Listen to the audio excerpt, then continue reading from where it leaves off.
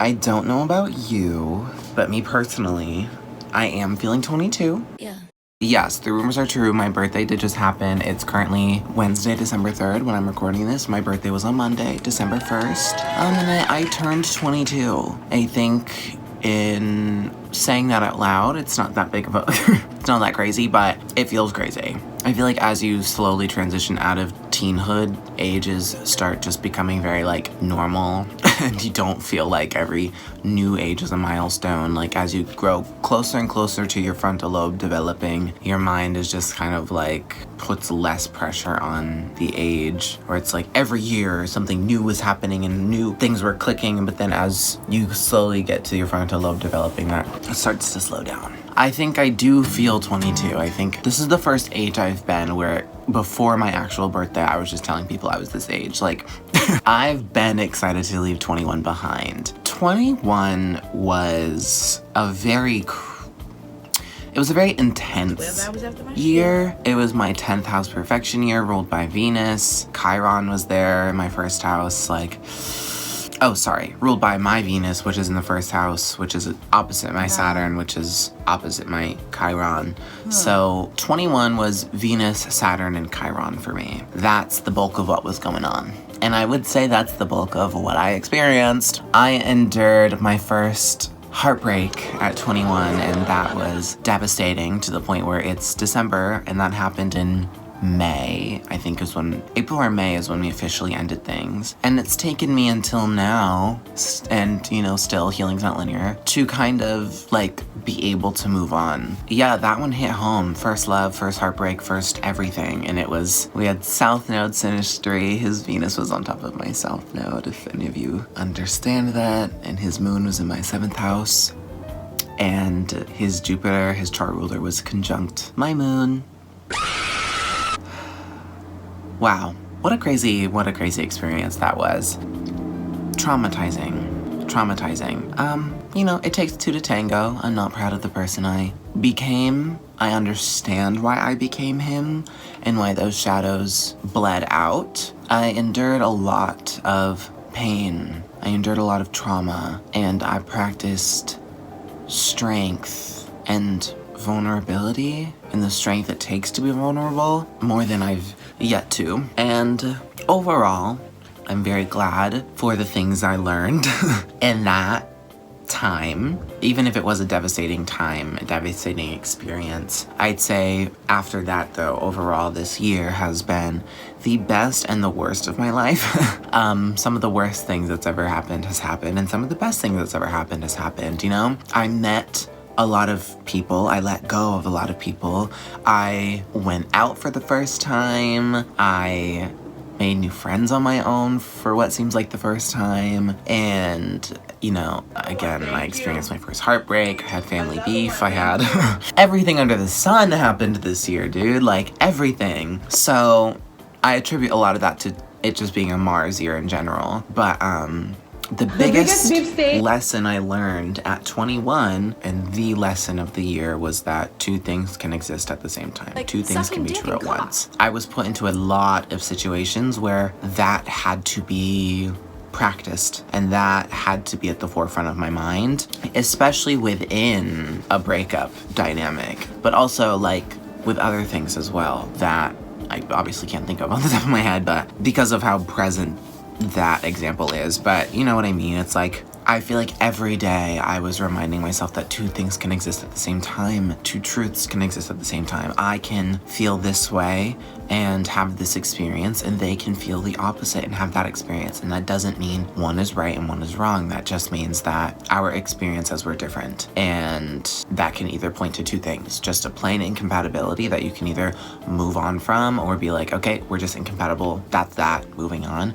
Or you can take the opposite route of trying to understand different experiences and growing connection like that. I'd say I had my fair share of both, of being like, you know, it is what it is. We're just incompatible in this area. We're never gonna see eye to eye. That's fine. I'm just gonna move on and find and resonate with other people who I am compatible with in that area. And also in the same breath, I had plenty of other experiences where I was like, no, like this is something I care about. I want to get on the same page. I want to blah, blah, blah. Whether or not I was able to, whether or not someone else wanted that in return, varied.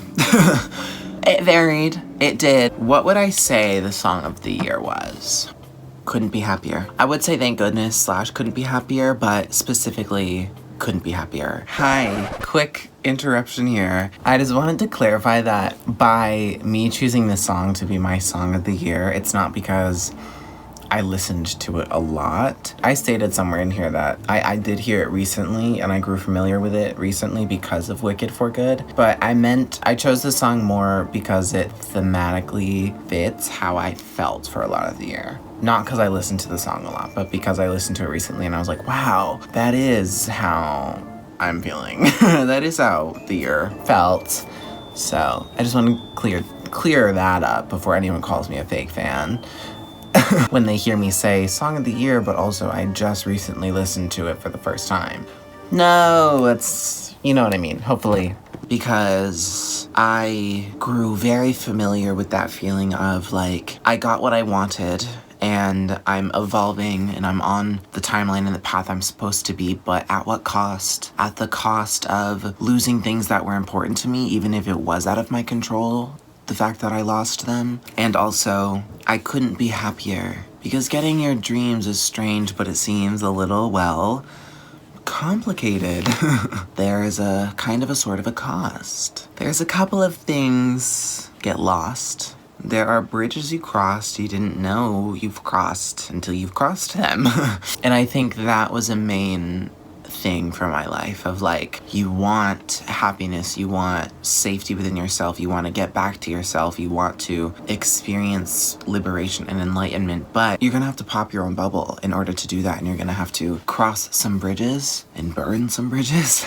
Sorry, the lighting is just gonna get egregious because it's partly cloudy and the light's gonna go in and out. But you know what I mean? It's like, there are things you'll go through that will have you feeling regret until one day you're able to see how it was a blessing in disguise. And I think this year put that into perspective more than ever. I think Couldn't Be Happier is a little sadder than the way I'm relating to it. I think obviously it's a different, I'm relating to it for real reasons, but also it's in context to Wicked for Good. And just Wicked, the second act, that's more devastating. I'd say album of the year for me, album of 21 was Man's Best Friend. And also Never Say Never by Brandy. I know that's an old one, but it got me through a lot. It really, really did.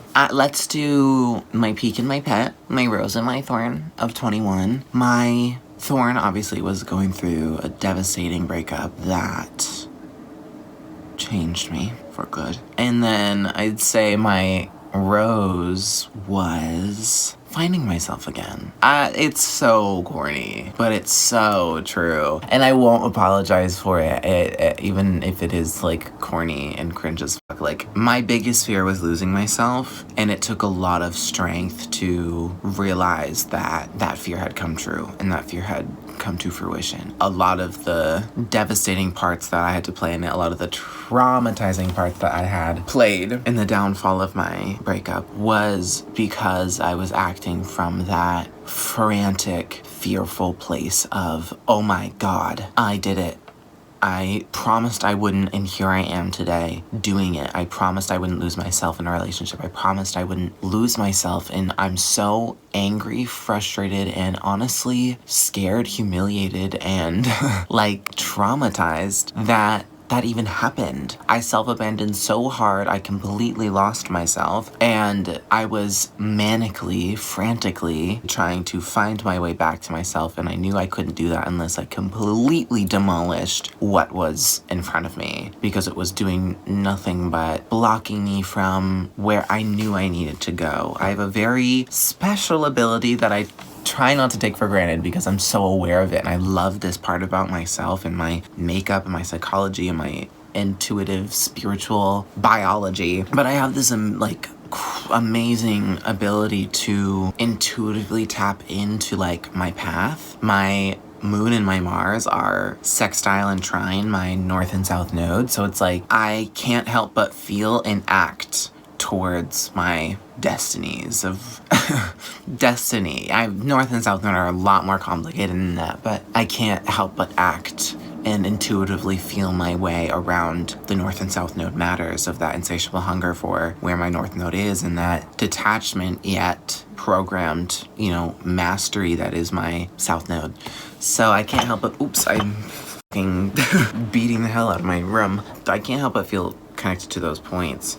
And so I can always feel when I'm being blocked from those things, or I can always feel when something is propelling me towards to them. And I remember the thing that woke me up from that dynamic, that relationship, or realizing that I wasn't where I needed to be, was when I was like, I can't tap into my future. I can't tap into my purpose. I can't tap into my destiny. I can't tap into that. When I try to envision it or look at it, I don't see it. I see what it might be like for you, my partner, but this isn't me. I went from wanting to be like some public figure to being stuck in this small town and not having much going for me, which some people want that. I'm aware that I have a very like weird sense of wanting to be a public figure. I mean, with our generation, it's like normal. Not normal, but it's more normal for people to do that and want to be that way because we've been exposed to how easy it can be to kind of achieve that. So now everyone in our generation thinks like it's like possible and everyone's a pop star, everyone's a celebrity, everyone's famous, everyone's a public figure. But I've always connected to having an audience and people connecting with whatever I'm doing. But I remember just like sitting myself down being like, I can't see any of that. I can't even imagine any of that right now, and that is a problem. That means I'm so far removed from myself. I'm not connected to myself at all. I don't know how or why I got to this point of wanting to stay in this small town forever with one grocery store and one restaurant. How did I get here? From wanting to move to New York to being here in the middle of the woods. I don't understand how I did that. I think there will always be a part of me that cherishes that, and I think balance is definitely necessary. Like, if I had all the money in the world, I would have both a house in the woods and an apartment in New York. So that's my thorn. My peak, I guess I already said my rose was fighting my way back to myself. That is my thorn. I mean, my rose. What am I saying? I don't know, but I'm glad that I did it, obviously. I don't know what the hell I'm saying, or thinking, or doing, or feeling.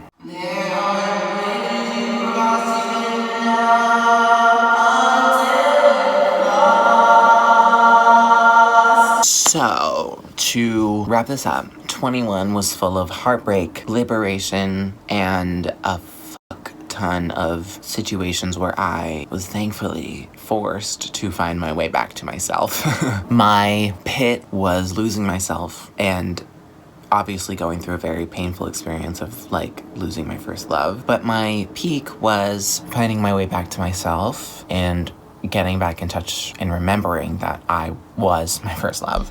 The song of the year was Thank Goodness / Couldn't Be Happier, even though I didn't listen to it until like 2 weeks ago. I'd say before that, song of the year was You Don't Know Me Like You Used To by Brandy, or Learn the Hard Way.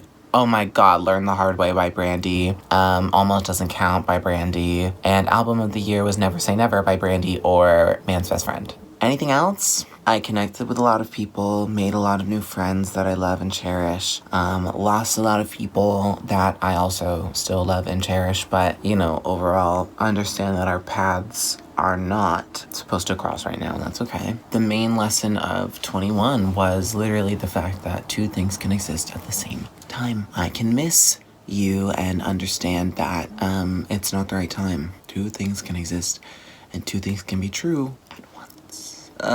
Cheers to 22. I don't know what this year will bring for me. I know it's going to be my 11th house perfection year ruled by Mars. I don't have a really good Mars placement, so I'm not totally excited about that. I'm really not.